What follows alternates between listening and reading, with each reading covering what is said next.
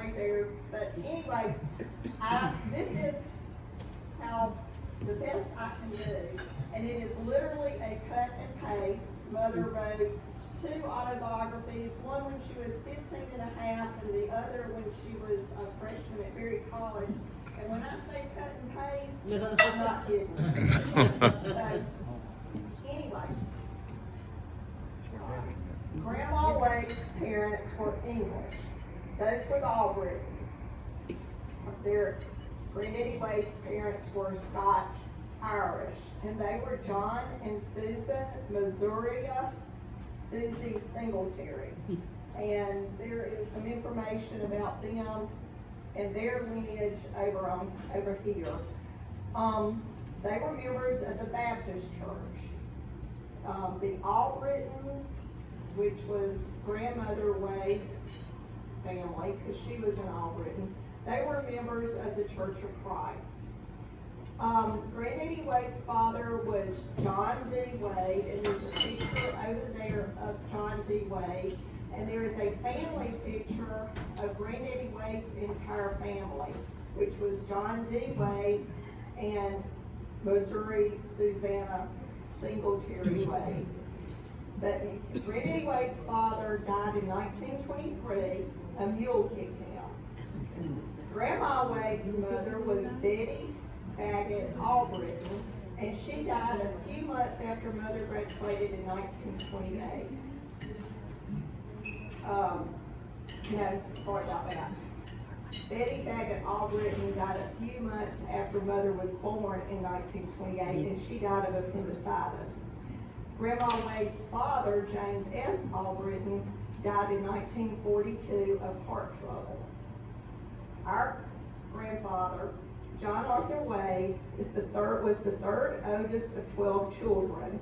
He had 6 brothers and 5 sisters. And this is something I did not know. One was a half-sister. Granddaddy Wade's father, John D. Wade, was married before. His wife was named Mary, and she died at the age of 17, 3 days after giving birth to her daughter Mary.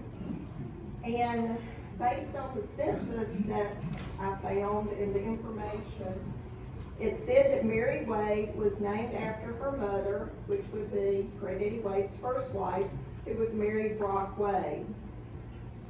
In 1910, in the Grady County Census, she lived with her grandparents, the Brocks, her mother's family.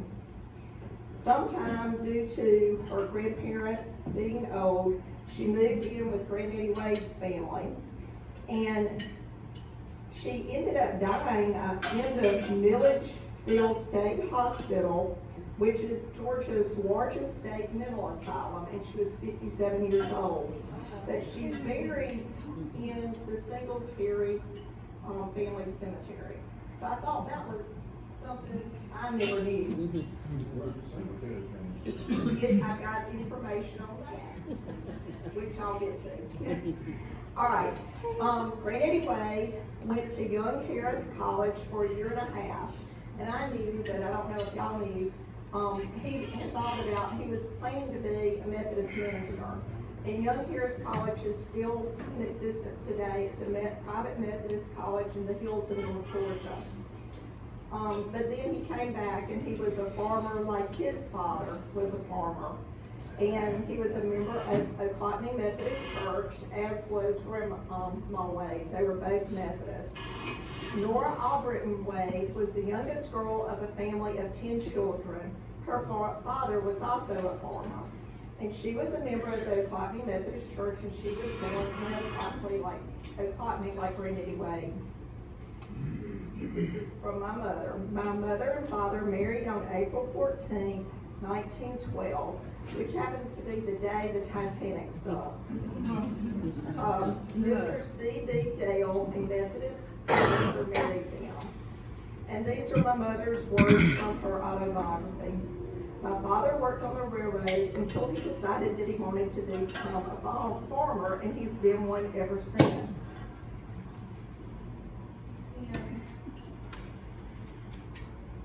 When it was time for the draft for World War I, I found his draft registration card. He was exempt because he was married with 2 children. And it lists that he was a farmer tenant. And y'all remember, he was a tenant farmer. And y'all remember they were sharecroppers. So, this was in 1917. We all heard about how hard they worked, and according to Mother, in her words, Daddy did the plowing, Mama made biscuits, while Daddy sat by the wood-burning stove. After we ate, Mama would milk the cows. Mama would use self-rising flour and milk for her biscuits. People said we were fortunate because we grew our own food. We also had our own pigs, and we drew water from the well and had oil lamps. They also had a lot of chickens, because I remember with Susan. Yeah. Did we have to go, when we weren't trying to do the laundry, we would try and go get the eggs out of the chicken house, because there were a lot of chickens. And I talked to Beth, and Beth has, in boxes in her house, she has a list of Grandma Wade's cows. Grandma Wade had named the cows, and beside their names, it would say what the cow's milk was best used for. Whether that cow was best used for cream, butter, or drinking milk. So that was kind of interesting. Now, we all know, if you don't know, I'll tell you, the Wade family was smart. They may not have had much money, but they had a strong work ethic, and they were smart. According to Mother, because she said this, no, I wasn't a bookworm. We didn't have time to be bookworms. After school, each afternoon, we would go home and help my mother or my daddy do the things that needed to be done in the house or in the fields. But she said, I knew I had to study in order to accomplish the things I wanted to. So after supper, when all the chores were done, that's when we would study. So as to the chores, each child had a specific task. Whether it was cleaning, sewing, cooking, washing clothes, everyone had something that they specialized in. Let me assure you, my mother's was not cooking.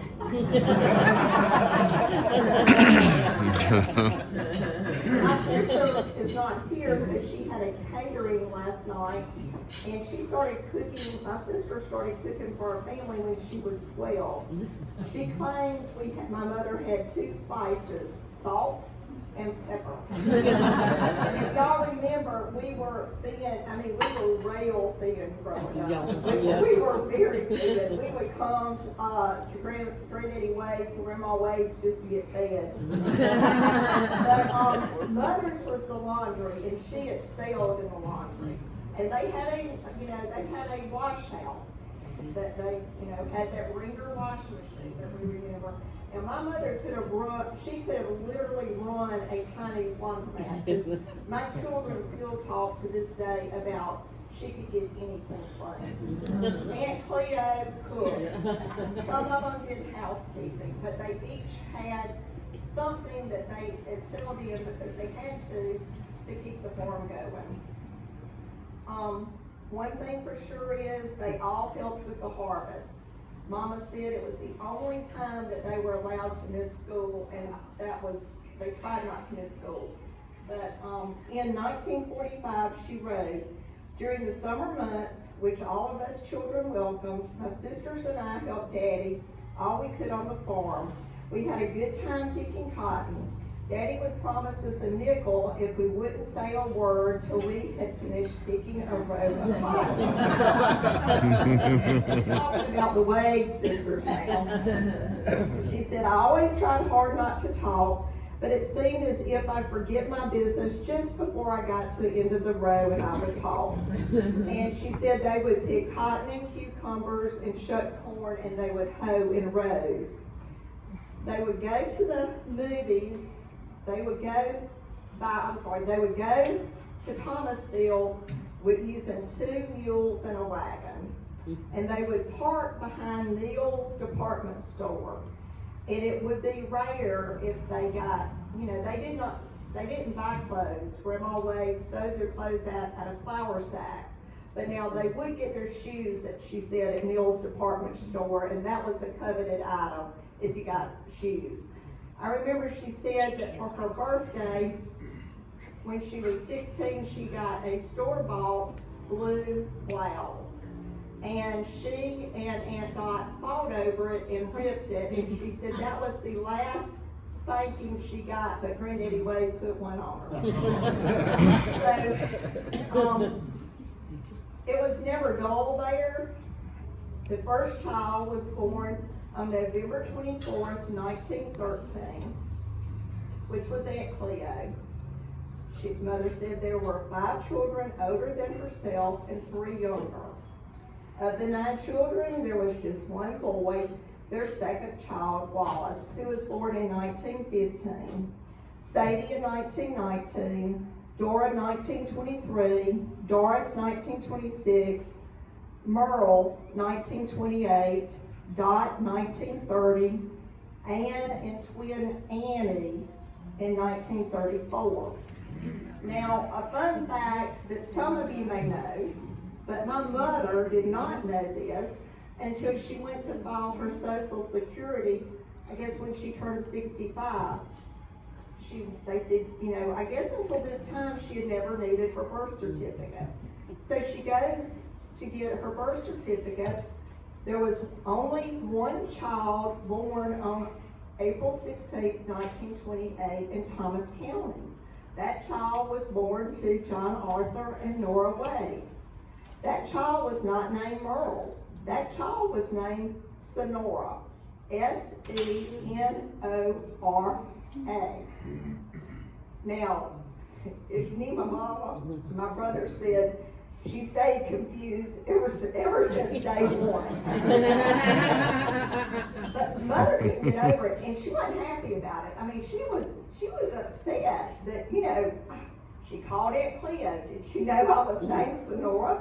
No. She called every sister, and the sisters had to do affidavits before she could get her Social Security started that her name was Merle, and they had never known her to be Sonora. So I thought,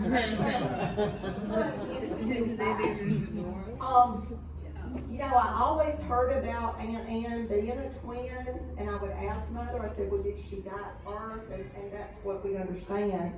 Annie is buried in the Singletary Cemetery, which Granddaddy Wade's mother, she was a Singletary, so that is her family, that was her family plot. And there is a marker there, and that's in there. I even have this, I don't do Facebook, but I found this thing called Find a Grave, and there is a grave marker where Annie Wade lies. And it's said at Singletary Cemetery. It's located Bold Springs Road, Bold Springs Community, Grady County, Georgia. This cemetery, it says, this cemetery has more Wades in it than any other name. It probably should have been appropriately named Wade Family Cemetery. The one thing I can say about the Wade family is they were close and they truly loved each other. They had each other's back. And this is what my mother said in her words. Because of having 7 sisters and 1 brother, I've learned many things which everyone doesn't have a chance to learn from people who are as kind, understanding, and approachable as a brother or sister. It infuriates me sometimes to hear a selfish, babyish girl say that she is glad that she doesn't have a brother or sister. The one who says that really doesn't know how much sweet companionship she is missing. Cleo was born in 1913, so she was almost 21 when Aunt Ann was born on September 6, 1934. She was a natural-born leader with a strong work ethic and ability to get things done. a workhorse, not a show horse. She could and did rally the troops, her younger siblings. When she graduated, she got a job with the Department of Navy. And once she did that, she would write home and tell her siblings exactly what they needed to do and how they needed to do it so she could pull them on and get a really good job for them after graduation. Now, Uncle Wallace, y'all remember, he worked for the CCC, and after, which was Roosevelt started the program, and after that program was over, Aunt Cleo was able to get him on with the electrical union down here in Jacksonville, so she was able to get him to Jacksonville.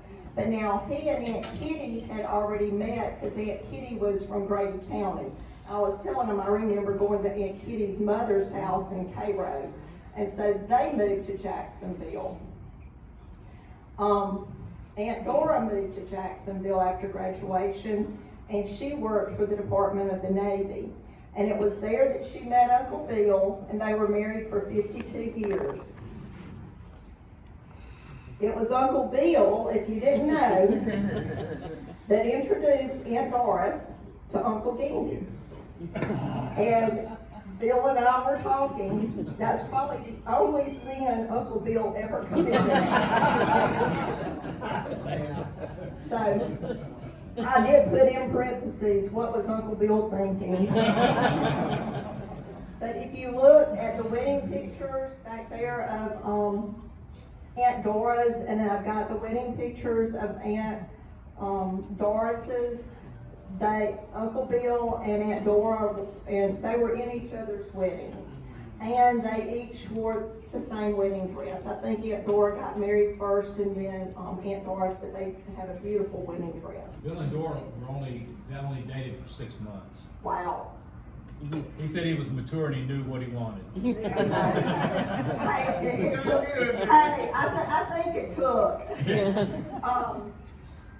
So I will tell y'all this, because you know everybody had children except Aunt Doris, and we were very close to her, and I'm named after her. And y'all may remember growing up, I was Doris Dale, and it usually got made into one word, Doris Dale. Yeah. Doris Dale. So I asked Aunt Doris, because you know Aunt Doris was wonderful and sweet and kind. You could quote the Bible backwards and forwards. And I said, why didn't y'all ever have children? And she said, well, I realized after 6 months of marriage, I could not bring children into this union. So that was wise. Now after the Navy, they moved to Pensacola, where they lived with Uncle Gandy's mother until she died in 1990. And they stayed in that same house until Uncle Gandy died in 2001. Aunt Sadie moved to Jacksonville when she was 20, and she met her soulmate, Uncle Bo, and they were soulmates. Uncle Wallace was blessed with many, many children, but there was a lot of heartache there with several losses. And I think most of the cousins know this, but once Aunt Cleo had secured as many Wades as possible jobs in Jacksonville, she had a plan. They would all save as much as possible and send to Granddaddy Wade. And you remember I said he was a tenant farmer, which is a sharecropper. And the goal was to help him buy the farm. It obviously worked, because when he died, and I had the entire file that my mother kept called Wade, J.A. Wade Farm, he had 160 acres, which is not bad for a sharecropper. And a lot of that the credit goes to Aunt Cleo for having the foresight and working with her daddy and just teamwork to make that happen. Mother somehow got off the hook because She did work. Hey, Aunt Cleo had her down here. Said during the summer between my junior and senior years, I worked at the Naval Air Base in Jacksonville, Florida as a classified laborer typist. There I met people with many, many different personalities. According to Mother, and it's typed out, so if you ever wondered, on December 27th, 1939, we moved to the place where we are all now living. My father is buying the place and will soon have it paid for if nothing bad happens. During the fall of 1940, we built another house in the place of the old one. The old house was too small for us. I like my new home very much. It is in the red clay hills of South Georgia. It's where my parents' home is, and I hope it will always be. And that's the home place that we so fondly have memories of.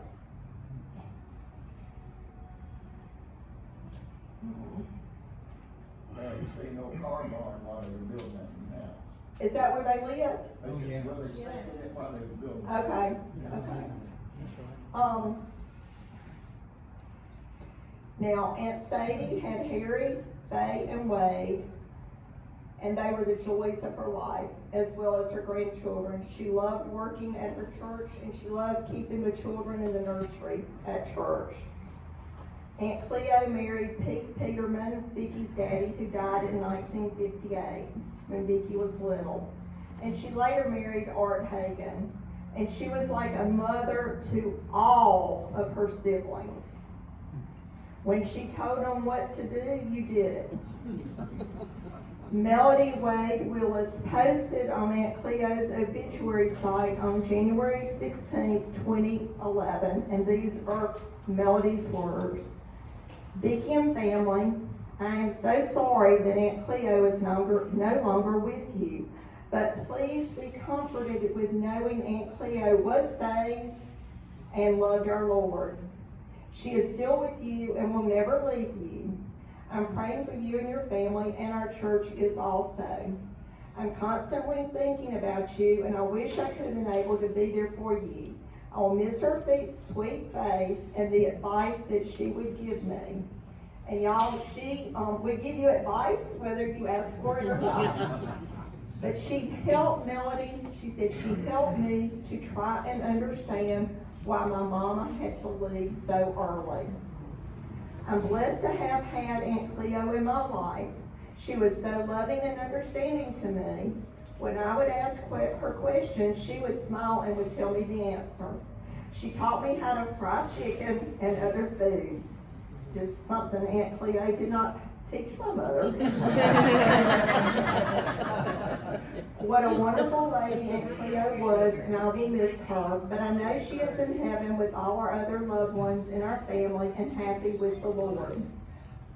Vicki, your mother was so special, and you were the perfect daughter, and Vicki was.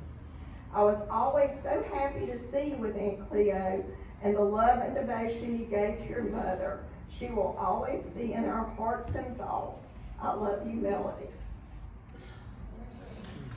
Uncle Wallace was blessed with a full house, but like I said, he had heartache. Aunt Kitty died in 1968, then J.A. and Holly in 1983. When he died in 1984, Louise and also Joe stepped up, and Louise was a great big sister, and she was there for the family. She looked after Corky, Melody, Dave, and Andy when their mother wasn't there. Aunt Elizabeth married Ed Lockamy, and the father of Jeff, Greg, and Jerry, and after their divorce, she married Charlie Brown and had Chuck. After she retired from the Board of Education, she loved working at the theater, and if you would ask, I would ask Mother, when's Aunt Liz, when are the sisters coming? And she would say, well, Aunt Elizabeth has to work at the theater, and she could see all these productions, so she had to work it around her schedule. But one of the things Aunt Elizabeth loved to do, and y'all know, these sisters traveled like a clan, and Aunt Elizabeth would plan all these trips. They went to Alaska, they went to Europe, they went to Cancun. I brought pictures over here from people from a small farm, you know, outside of Ocotney. Now, Ocotney had 502 people, and they lived outside of Ocotney. So, my mother graduated as valedictorian of the Ocotney class of 1945 on May 23rd before Governor Ellis Arnold, who delivered the graduation address. Now, according to the newspaper article, this was a really, really big deal. And the school auditorium could not hold all the people that came to the graduation to hear the governor speak. They put up a sound system, was installed, and the building gave perfect access to every word spoken on the stage to a large crowd that was standing outside and sitting in cars adjacent thereto. And you know, I thought, it was a big deal to have the governor come to Ocotney. I mean, Ocotney called, and I'm like, was the guy from Thomasville? What's the deal? So I Googled this governor, and he was from Noonan. He attended Mercer. He graduated from the University of the South, which is in Swanee, and then the University of Georgia Law School. So y'all, this was a big deal, and don't you know, John Arthur Wade was bursting with pride. So Mama went on to Berry College, which was free for her because she worked the whole time on work study. She graduated with honors, and she was the youngest in the state of Georgia to become an extension agent. And she married my daddy, Hooper Matthews, in 1957, and she had me and my brother and sister. And she became an elementary school teacher. Now, Aunt Dot married Glenn Carter, who at 23 years old was the youngest tax receiver ever elected in the state of Georgia. And when he died at 49, Charles and Judy had already married. Philip, I believe, was in college, and John was 16. And she ran for tax assessor, and I have her flyer over there. But she was not elected, and so she worked until retirement for Thomas County Board of Education. Now, not to be outdone by her big sister Merle, Aunt Ann was also valedictorian. And what y'all may remember, because you've seen, and if Beth were here, I would have the picture of Aunt Ann and President Dwight David Eisenhower. Aunt Ann won the National 4-H contest, won a trip to the White House to meet President Dwight David Eisenhower. He presented Aunt Ann with an entire set of sterling silver in the Wallace pattern, and Beth still has that sterling silver service today, which now would be a value of about $12,000. I asked Beth what the 4-H project was. I mean, what in the world? I don't know what it was, but she said it was a 6-inch thick project that she documented. When she got back, and I think they even have this in the Thomas County book that I've seen, is they had Ann Wade Day and a ticker tape parade. So she went to Americus in Southwest Georgia before marrying Uncle Pig and having Steve and Beth. And as you all know, she retired as the judge of probate. Now, I know I've asked, and I think this will be news to some of the family. No doubt the family was smart, but Aunt Ann and Mama might not have been named valedictorian had it not been for Aunt Sadie. To hear the sisters tell it, she was smart. And I'm reading directly from Mother's autobiography. In the spring of 1937, Sadie, an older sister, was on the affirmative side of the debate. My teacher coached the debates, and it so happened that my sister and the other 3 debaters won the debate. I was proud of Sadie and so glad she was able to go to Athens to the state meet. Now, to hear the sisters tell it, and I heard this story after Aunt Sadie died, she was tops in her class, but she did not receive the top honor. So infuriated was Grandma Wade that she had Granddaddy hitch the wagon and she went to school. They said that the school knew Nora Wade had been there when she left. It didn't change a thing, but a slight never happened again to a Wade. She made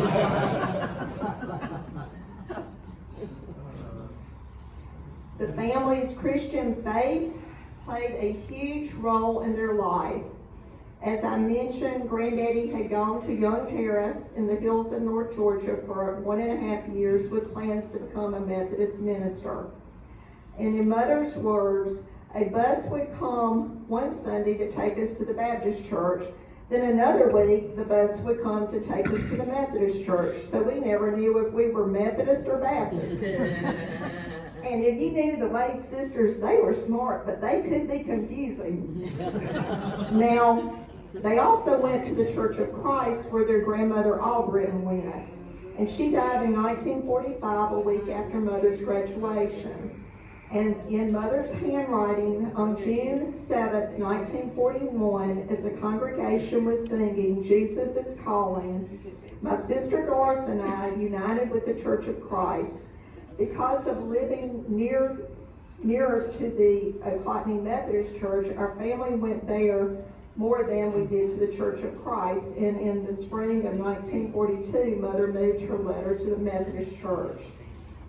I remember Aunt Ann and Beth saying Granddaddy Wade would say how important it was to have strong character, and it's how you act. In Mother's autobiography, she closes with, "I found through experience that friends, fellowship with God and the church, and a good name are the finest things in life to have." Of course, Mama was right. The most enduring and important thing that John Arthur and Nora Albritton Wade left all of us is our good name, the good Wade name, and a Christian inheritance. Because of the salvation Jesus Christ gave for us, we can all see them again. Amen.